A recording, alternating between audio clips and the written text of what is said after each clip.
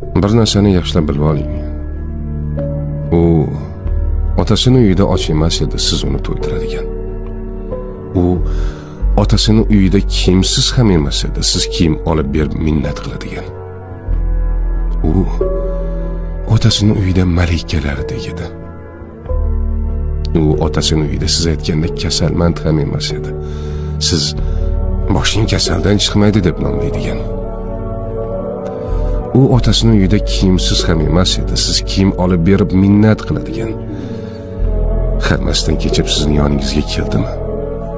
Ayolingizni qadrlang. Ayol Allohning omonati. Uni xo'rlash omonatga xiyonatdir. Omonat qilib bergan zot bir kun omonatning ustida albatta hisob